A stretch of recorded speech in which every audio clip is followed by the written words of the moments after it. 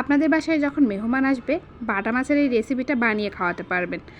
ডিমওয়ালা বাটা মাছের রেসিপিটা এতটাই মজা যে খাবে এই রান্নার ফ্যান হয়ে যাবে। তার জন্য নিয়েছি একটা বাটা মাছ। বাটা মাছটা 250 গ্রাম ছিল, আর বাটা মাছটা ডিমওয়ালা ছিল। ডিমটা আমি ভিতরে রেখেই পরিষ্কার করে নিয়েছি। এর মধ্যে দিয়ে দিলাম লবণ, হলুদ আর গুঁড়ামরিচ। আর একটা মাছকে ম্যারিনেট করতে যতটুকু লবণ মরিচ প্রয়োজন ততটুকুই দিয়েছি। আর পরিমাণটা কটা চা চামচের একটু বেশিই ছিল।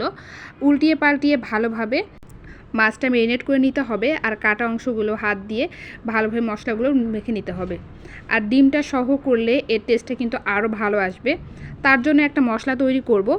একটা ব্লেন্ডার জারে একটা বড় সাইজের টমেটো কেটে নিয়েছিলাম, সেটা দিয়ে দিলাম। আর 2টা বড় সাইজের পেঁয়াজ কেটে নিয়েছিলাম, সেটা দিয়ে দিলাম। এটা ভালোভাবে ব্লেন্ড করে একটা সুন্দর পেস্ট তৈরি করে নেব। এইটা রান্নার কাজে ব্যবহার করব। আর আপনারা চাইলে পাটা বেটেও এই পেস্টটা তৈরি করে নিতে পারেন।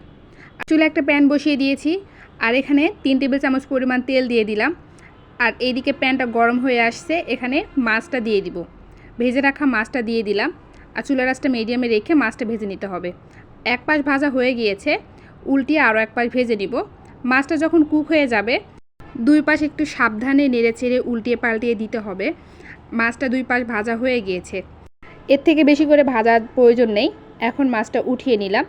এর মধ্যে দিয়ে দিলাম আরও কিছু তেল। তেলটা খুবই সামান্য দিয়েছি। ফোড়ন হিসেবে দিয়েছি 2টা শুকনা মরিচ। আপনারা চাইলে আস্ত জিরাও দিতে পারেন, তবে জিরার ফোড়নটা আমার কাছে খুব একটা ভালো লাগে না।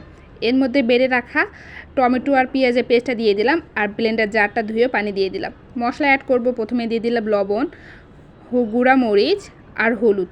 লবণটা ছিল স্বাদ মতো, গুঁড়া মরিচ আধা চা চামচ, হলুদ কোয়ার্টার চা চামচ, আর জিরা গুঁড়ো আধা চা চামচ। আদা রসুন বাটা দিতে হবে 1 চা চামচ, আদা রসুন বাটা দিয়ে দিলাম।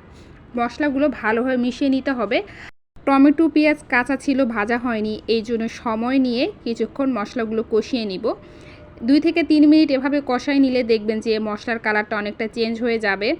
যত ভালোভাবে কষাবেন মাছ রান্না খেতে তত ভালো লাগবে।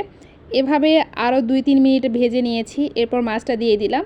মাছটা দিয়ে উপর দিয়ে কিছু মশলাগুলো দিয়ে দিলাম। উল্টিয়ে পাল্টিয়ে রান্না করে নিতে হবে। বলতে পারেন মাছটা দিয়েও কিছুক্ষণ কষিয়ে নিব। এই রান্নাটা কিন্তু খুবই সহজ, আমার কাছে বেশি ভালো লাগে।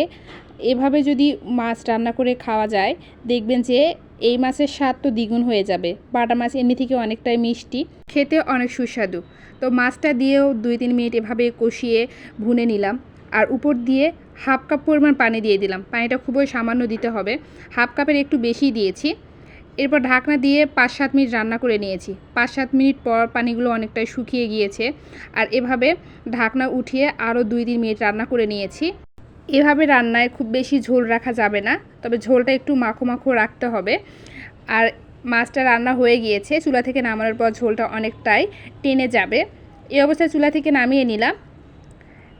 একটা সার্ভিং ডিশে পরিবেশন করে নিব। খুবই সাবধানে নামাতে হবে। আর উপর দিয়ে কিছু ঝোলগুলো দিয়ে দিলাম। নিজেদের ইচ্ছে মতো আপনারা পরিবেশন করে নেবেন।